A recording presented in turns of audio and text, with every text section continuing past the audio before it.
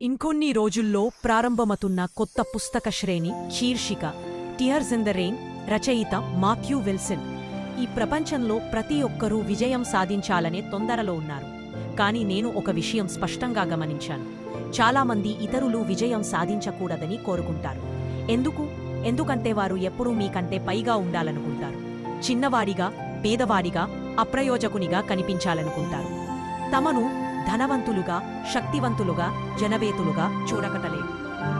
ఈ ప్రపంచంలో ప్రతి ఒక్కరూ విజయం సాధించాలనే తొందరలో ఉన్నారు. కాని నేను ఒక విషయం స్పష్టంగా గమనించాను. చాలామంది ఇతరులు విజయం సాధించకూడదని కోరుకుంటారు. ఎందుకంటే వారు ఎప్పుడూ మీకంటే పైగా ఉండాలనుకుంటారు. వారు తమను ధనవంతులుగా, శక్తివంతులుగా కనిపించాలనుకుంటారు. ఎందుకంటే వారు ఎప్పుడూ మీకంటే పైగా ఉండాలనుకుంటారు, ముఖాముఖిగా చూపించాలనుకుంటారు. కానీ ఈ మనస్తత్వం పూర్తిగా తప్పు. ఇది నేను ఎప్పుడూ అంగీకరించను. నిజమైన ప్రతిభను ప్రోత్సహించడాన్ని నేను నమ్ముతాను.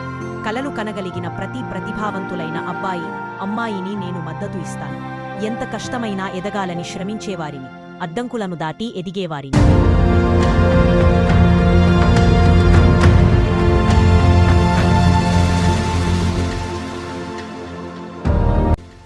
ప్రతి చిరునవ్వు ఆనందాన్ని చెప్పుతూ అనుకోవద్దు. కొన్ని నవ్వులు బాధల మహాసాగరాన్ని దాచుకుని ఉంటాయి.